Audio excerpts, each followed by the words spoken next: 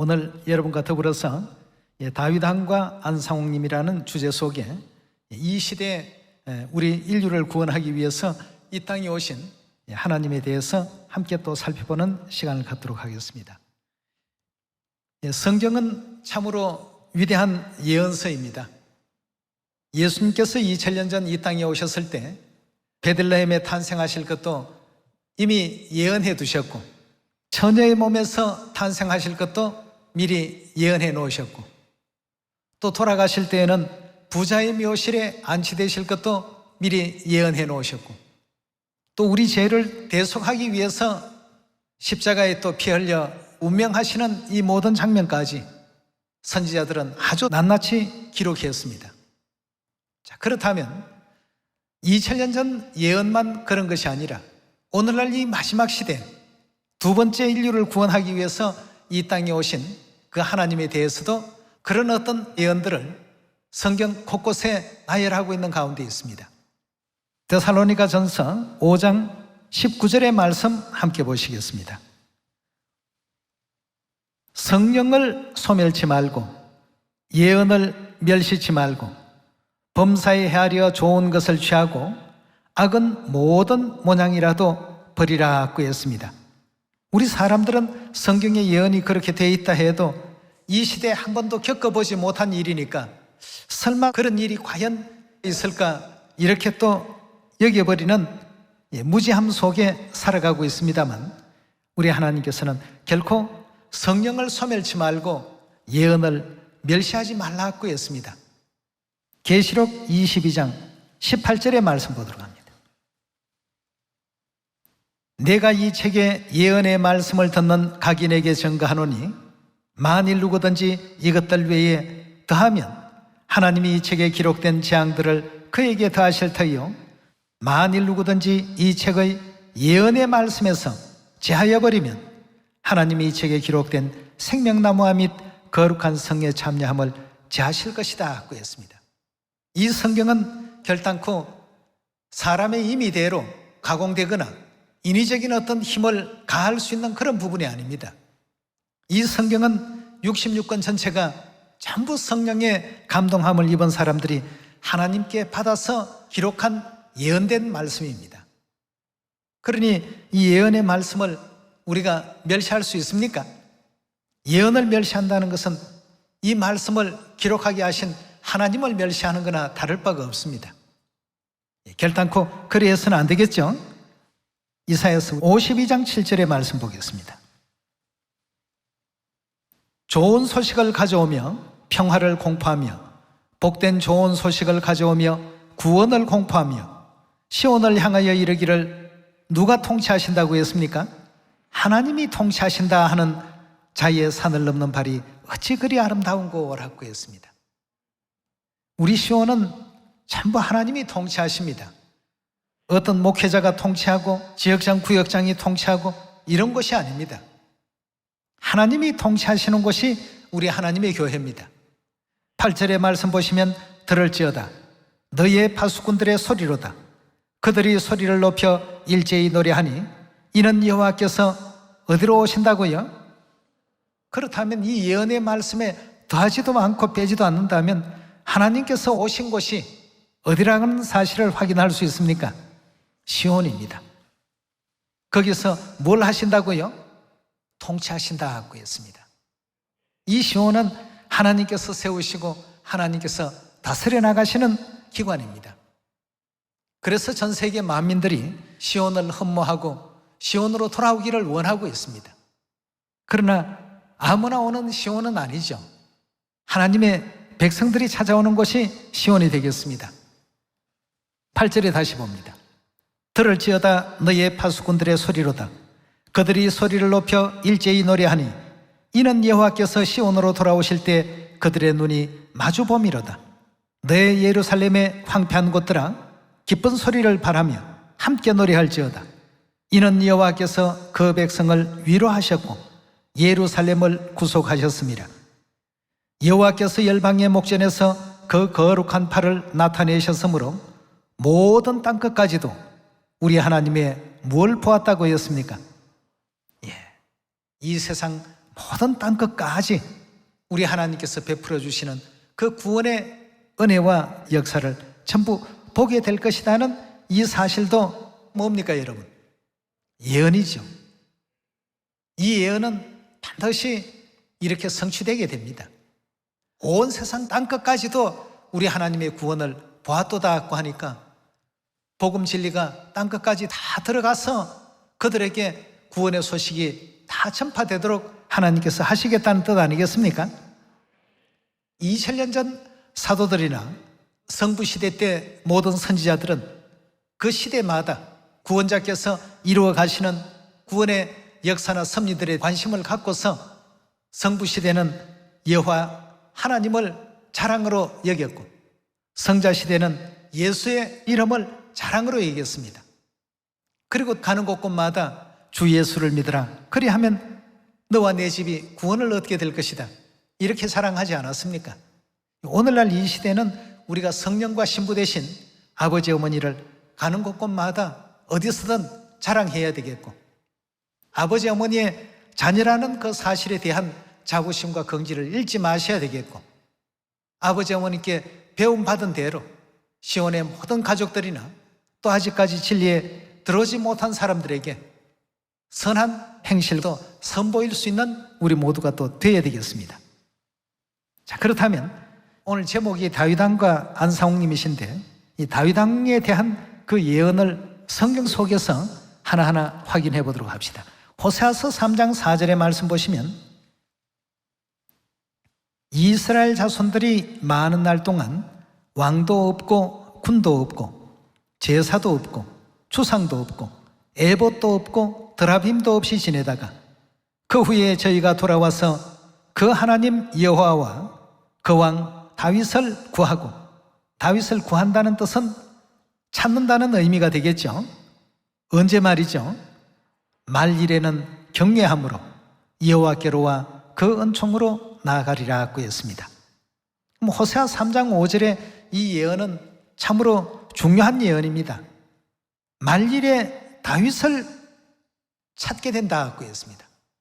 약 한 3000년 전에 살았던 그 사람이 말일에 다시 등장한다. 이 다윗은 이스라엘 나라 2대째 임금이었던 그 다윗이 아닌 예언적 다윗이라는 사실을 충분히 우리가 이해해 볼 수 있습니다. 말일에 이 다윗을 우리가 찾아야만 하나님 예비해 놓으신 그 은총 가운데 하나님 나라에 들어갈 수 있다는 뜻 아니겠습니까? 자, 그렇다면 이 예언적 다윗이 누구인가에 대해서는 이사야 9장 6절의 말씀 보도록 하겠습니다. 이는 한 아기가 우리에게 낳고 한 아들을 우리에게 주신 바 되었는데 그 어깨는 정사를 메었고 그 이름은 기묘자라 모사라 전능하신 하나님이라 영존하시는 아버지라 평강의 왕이라 할 것임이라 하고 했습니다. 전능하신 하나님, 영존하시는 아버지, 누구를 가리킵니까? 여호와 하나님 아니시겠습니까? 그 여호와 하나님이 장차는 한 아기로 이 땅에 탄생하실 것을 이사야 선지자는 탄생 700년 전에 이렇게 미리 예언을 하고 있습니다. 7절의 말씀 계속 봅니다. 그 정사와 평강의 더함이 무궁하며 또 어디에 앉게 된다고요?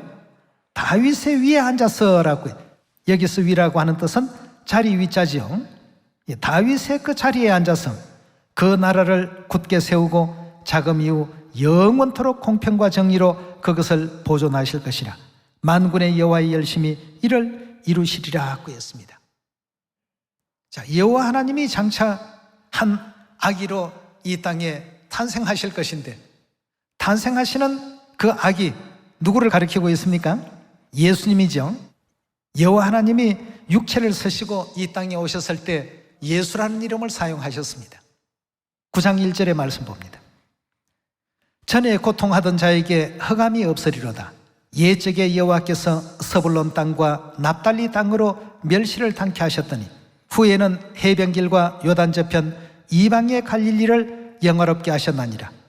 흑암에 행하던 백성이 큰 빛을 보고 사망의 그늘진 땅에 거하던 자에게 빛이 비치도다 꾸였습니다. 예수 그리스도께서 베들레헴에 탄생하시고 갈릴리에서 자라나지 않았습니까?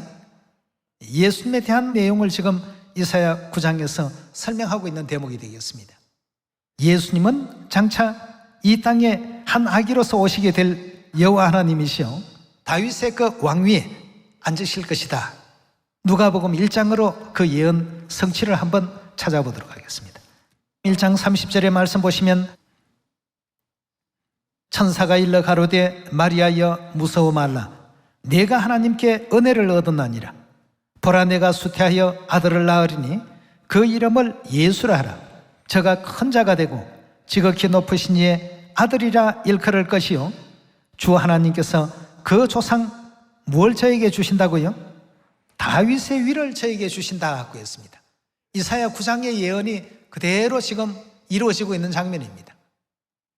한 아기가 우리에게서 태어났는데 그 아기는 실제로 보니까 전능하신 하나님이요 영존하시는 아버지시라고 했어요. 성부시대의 이름으로는 여호와 하나님이셨습니다. 그 여호와 하나님이 육체를 입고 이 땅에 태어날 때 예수라는 이름을 사용하시게 된 것입니다. 다윗의 위를 저에게 주시리니 영원히 야곱의 집의 왕노릇 하실 것이며 그 나라가 무궁하리라고 이렇게 일깨워주고 있습니다. 그렇다면 호세아서 3장에 말일의 다윗을 구하고 찾으라 그리해야만 하나님의 은총 가운데 나아갈 수 있다 이렇게 기록을 하고 있는데 그럼 다윗과 예수님은 어떤 예언적인 요소를 가지고 계신가? 우리 사무엘하 5장 4절의 말씀 보시면 다윗이 30세 위에 나아가서 여기서 위라고 하는 뜻은 왕위에 나아갔다는 얘기가 되겠습니다. 다윗이 30세 위에 나아가서 몇 년을 다스렸다고요? 40년을 다스렸다. 즉 40년을 통치했더라고 이렇게 성경은 기록하고 있습니다. 그렇다면 육적 다윗의 재위 기간이 30세 왕이 되었고 40년간 그 나라를 다스렸다라는 것으로 기록되어 있는데 그렇다면 예언적 다윗인 예수님은 과연 어떠할까? 누가복음 3장 21절의 말씀 보겠습니다. 백성이 다 세례를 받을세 즉 침례를 받을세 예수도 침례를 받으시고 기도하실 때 하늘이 열리며 성령이 형체로 비둘기같이 그 위에 강림하시더니 하늘로서 소리가 나기를 너는 내 사랑하는 아들이라 내가 너를 기뻐하노라 하시니라. 예수께서 가르치심을 시작하실 때 몇 세가 되셨다고요? 다윗은 30세 육적 기름 부음을 받고 왕이 되었고 예언적인 다윗인 예수님은 30세 영적 기름 부음인 침례를 받으시고 복음 나라를 시작하는 입장이 되셨습니다. 다윗도 30세, 예수님도 30세. 20세 침례 받을 수도 있고 25세 침례 받으실 수도 있지 않겠습니까? 근데 기가 막히게 예수님께서도 30세 침례를 받으셨습니다. 참 놀라운 일입니다. 예언은 틀림없이 정확히 이루어진다는 사실을 보여주고 있습니다. 자, 그렇다면 육적 다윗은 30세 왕이 되었고 40년을 다스렸는데 영적 다윗인 예수님도 30세 영적 기름 부음을 받으시고 40년간 통치가 이루어져야만 예언이 정확히 일치된다고 볼 수가 있지 않겠습니까? 근데 예수님의 생애는 여러분도 잘 아시고 오늘날 세상의 모든 성경학자들도 잘 아는 내용들입니다. 3년간 복음생에 걸어가셨습니다. 누가복음 13장 6절의 말씀 보겠습니다.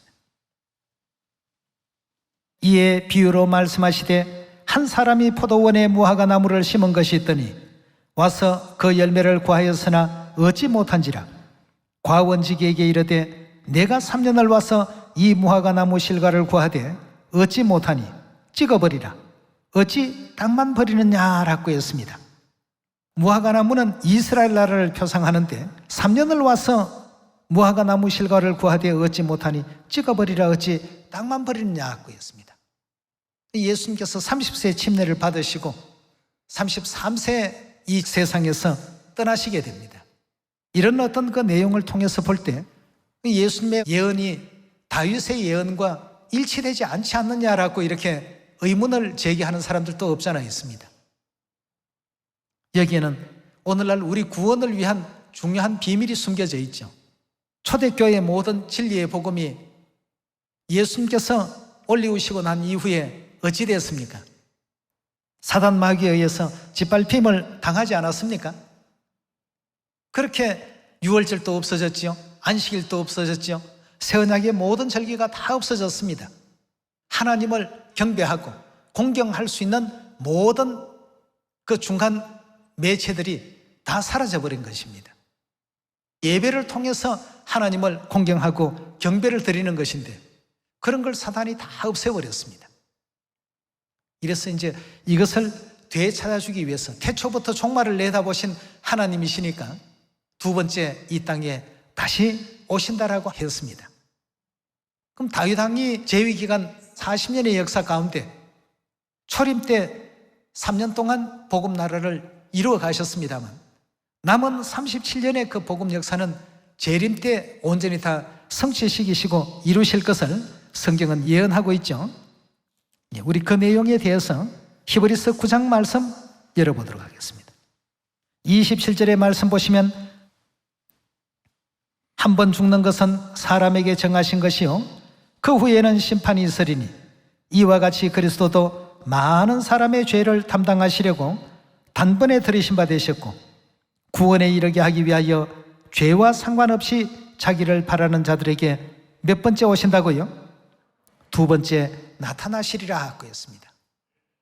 초림 때 3년 복음 나라를 이끌어 가실 때 육체를 서신 가운데 이끌어 가셨습니다. 그럼 마찬가지로 남은 37년 예언을 이루기 위해서는 틀림없이 육체의 장막을 서시고 이끌어 가셔야지만 되기 때문에 히브리서 9장의 그 예언 가운데서도 두 번째 어떻게 한다고요? 나타나신다. 즉 우리 눈으로 볼 수 있는 육체를 서시고 이 땅에 등장하신다는 뜻 아니겠습니까? 그렇다면 두 번째 이 땅에 오실 때 어떤 정표를 가지고 오신 분이 과연 재림 그리스도이실까? 굉장히 참 중요한 대목이 되겠습니다. 자, 어떤 정표를 가지고 오신다고 하셨는지 이사야 55장 1절의 말씀 보도록 하겠습니다. 너희 목마른 자들아 물로 나오라. 돈 없는 자도라. 너희는 와서 사 먹되 돈 없이 값 없이 와서 포도주와 젖을 사라. 너희가 어찌 양식 아닌 것을 위하여 은을 달아주며 배부르게 못할 것을 위하여 수고하느냐. 나를 청종하라. 그리하면 너희가 좋은 것을 먹을 것이며 너희 마음이 기름진 것으로 즐거움을 얻으리라. 너희는 귀를 기울이고 내게 나와 들으라. 그리하면 너희 영혼이 살리라. 내가 너희에게 영원한 언약을 세우리니 곧 다윗에게 허락한 확실한 은혜니라 하였습니다. 내가 그를 만민에게 정거로 세웠고 만민의 인도자와 명령자로 세웠나니 내가 알지 못하는 나라를 부를 것이며 너를 알지 못하는 나라가 내게 달려올 것은 나 여호와 내 하나님 곧 이스라엘의 거룩한 자를 인함이라. 내가 너를 영화롭게 하였나니라. 너희는 여호와를 만날 만한 때에 찾으라. 가까이 계실 때 그를 부르라고 했습니다. 육체의 장막을 쓰시고 이 땅에 오실 때 다윗에게 하나님께서 어떤 언약을 허락하셨다고요? 영원한 언약은 바로 히브리 13장에 무슨 언약으로 나타나고 있습니까? 새 언약 아니겠습니까? 초림 때에도 예수 그리스도께서 이 자는 내 피로 세운 새 언약이니 너희를 위하여 붙는 것이라. 초림 때도 새 언약 복음 나라를 세우셔서 3년 동안 복음 나라를 이끌어 가셨습니다. 그렇다면 두 번째 이 땅에 오셔서 이루어 가시는 그 역사를 잘 살펴보시면 초림 때와 동일하게 침례를 30세에 받으시고 그 37년의 복음 사역을 하나님께서 그대로 예언을 성취하시는 장면을 확인할 수가 있습니다. 여러분, 이 새 언약을 우리에게 또 일깨워 주신 분이 바로 우리 안사홍님 아니시겠습니까? 안사홍님의 그 사적을 한번 찬찬히 찾아보도록 하겠습니다. 안사홍님은 다윗 예언을 이루기 위해서 1948년도에 침례 받으셨습니다. 1918년도에 이 땅에 오셨는데 48년도에 침례 받으셨다면 만 30년이죠. 30세이십니다. 1948년도는 굉장히 중요한 예언의 한 장면이 성취된 해였습니다. 무화과나무로 비유된 이스라엘 나라가 다시금 가지가 연하해지고 잎사귀를 피우기 시작하는, 다시 말해서 빼앗겼던 그 국권을 회복하는 그 해가 1948년도였습니다. 이스라엘의 독립은 모든 성경 예언을 풀어가는데 굉장히 중요한 기준점이 됩니다. 그럼 1948년도 그 해가 안상훈님께서 30세 되시던 그 해요, 침례를 받으신 해가 되겠습니다. 다윗 왕위의 남은 예언 37년 예언을 성취하기 위해서 1948년부터 37년을 한번 더해 보십시오. 1985년이 되죠. 85년에 다윗 왕위의 37년 예언을 다 마치시고 이 세상에서 떠나셨습니다. 그런 어떤 예언들을 사람이 살아가는 모든 그 과정에서 임의대로 조작하거나 또 연장하거나 맞추거나 이렇게 할 수 있는 부분입니까? 절대 그리 할 수 없는 부분입니다. 무화과 나무가 즉 이스라엘 나라의 독립이 1948년도가 아니라 1950년도 될 수 있고 1946년도도 될 수 있고 말이에요. 그러나 하나님께서 무화과 나무의 비유를 배우라. 그 가지가 연하해지고 잎사귀를 내면 인자가 가까이 곧 문 앞에 당도한 줄 알라고 하셨습니다. 아주 중요한 우리 예언의 표적 중에 한 부분이 이스라엘 나라의 독립이 되겠습니다. 그해 다윗 왕위의 예언대로 침례를 받으셨다는 것은 복음 나라를 다시금 이렇게 세우셨다는 뜻 아니겠습니까? 그 해로부터 37년 복음 나라를 이끌어 가셨습니다. 그 기간이 1985년이 되는 것입니다. 그래서 초림 때 3년과 재림의 37년 통합해서 40년이 되는 것이죠. 그래서 다윗 왕위의 40년 예언을 온전히 또 이루시고, 그렇다면 그 기간만 맞는다라고 다 예언을 이루었다고 볼 수가 없습니다. 무엇을 가지고 오셔야 되겠습니까? 이지러지고 파손되었던 새 언약의 모든 율례와 규례와 법도를 온전히 또 복구시키셔야 되겠습니다. 그것은 다윗에게 허락된 확실한 하나님의 은혜의 선물 가운데 한 부분이기 때문에 말이죠. 그래서 다윗의 정표라고 한다면 새 언약이 되겠습니다. 모든 어떤 3차 실계절기의 규례와 법도가 그동안에는 이지러지고 파손되었지만 아버지 안상님 오심으로 이 모든 것이 다 복구가 되고 회복이 되어서 초림 3년과 재림 37년의 예언을 합해서 40년 다윗의 재위 기간을 완성시킨 예언으로서 우리가 또 이해할 수가 있겠습니다. 그 전까지는 새 언약 유월절, 또 새 언약의 안식일, 새 언약의 모든 3사 7계절기, 그런 것을 통해서 구원의 길을 인류에게 열어준 이가 있습니까? 수많은 성경학자들이 있고 수많은 신학자들이 있고 수많은 목사들이 있지만 어느 누구도 그런 문제를 거론한 적도 없습니다. 그냥 믿으면 구원받는다는 그런 어떤 주장밖에는 없었습니다. 어떤 사람은 우리보다 먼저 안식교회가 토요일 예배를 보지 않았느냐, 그 사람들은 금요일부터 시작해서 토요일까지 걸치는 안식일이지만 우리는 몇째 날입니까? 7째 날. 그 사람들은 쉽게 말하면 6째 날부터 시작해서 안식일입니다. 그건 하나님이 정하신 안식일이 아니죠. 안식일이라는 명칭만 있을 뿐이죠. 7째 날이 안식일입니다. 그래서 이런 어떤 내용 등등을 통해서 오늘날 우리가 가고 있는 이 길은 바로 성경에 예언되어 있는 그 성령 하나님이신 그리스도 안상훈께서 이끌어 가시는 천국 길이니까 조금 더 우리가 이 대열에서 흐트러짐이 없이 아버지 어머님께서 일러주시고 또 교훈해 주신 이 복음을 믿고 또 의지하고 따라갈 수 있는 여러분과 제가 꼭 되셔야 되겠습니다. 조금 전에 이사야 52장에 나왔던 그 내용의 말씀과 같이 여호와께서 통치하신다, 하나님께서 이 시온을 통치하신다. 이사야 33장 21절에도 보면 하나님께서 우리와 함께 거하신다라고 분명히 또 말씀을 주지 않았습니까? 지금 이제 세상은 코로나로 말미암아서 많은 사람들이 생활의 어떤 패턴과 리듬이 다 무너지고 있습니다. 직장도 많은 사람들이 잃고 있습니다. 실업자 수가 어마어마합니다. 이런 어떤 입장에 있는 지구촌의 현 상황이라고 볼 수 있겠습니다. 그러나 우리에게는 물론 이제 잠시 잠깐의 어떤 어려움은 있을지 모르겠습니다만 이 천국을 항상 생각하십시오. 성경에 예언되어 있는 하나님께서 세우신 이 교회를 다니고 있고 하나님께서 허락해 주실 영원한 영생과 구원의 그 축복을 누리고 있고 또 우리 하늘어머니께서 우리와 함께 거하고 계신데 이 두려움을 우리가 다 버려야 되겠습니다. 광야 생활하는 사람들이 목말라 죽었거나 배고파 죽은 사람 한 사람도 없습니다. 어떤 사람들이 죽었습니까? 원망하고 불평하고 하나님을 믿지 못하고 이런 사람들이 결국 광야에서 전부 멸망을 받았죠.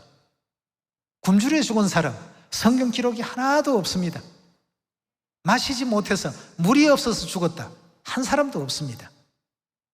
그래서 공중의 새를 보라 심지도 않고 거두지도 않고 창고에 모아들이지도 아니하되 너희 천부께서 다 기르지 않느냐. 그러나 너희는 이것들보다 더 귀하지 아니하냐 말이죠. 여러분 하나님 약속을 항상 생각하시고 하나님의 그 거룩하신 뜻을 바라보면서 코로나 문제 때문에 세계 곳곳에서 공장이 차단되고 직장 일터가 일이 중단되고 이런 나라들이 굉장히 많은 것 같습니다. 우리나라는 지금 좀 자유롭게 예배가 가능합니다만 예배조차도 지금 자유롭지 못한 나라들이 많습니다. 천국은 우리를 위해서 지금 준비되어 있습니다. 그런 점을 생각한다면 더 용기를 가지시고 힘을 내시고 이 코로나로 말미암아서 어려움을 겪고 계신 가정들이 있을 것입니다만 힘을 냅시다. 힘을 내시고 아버지 어머니께서 이끌어 가시는 세세토록 영생과 복락을 누리게 해주실 그 약속의 땅으로 끝까지 도달할 수 있는 여러분 꼭 되시기를 부탁드리면서 오늘 말씀 마치도록 하겠습니다. 감사합니다. 복 많이 받으세요.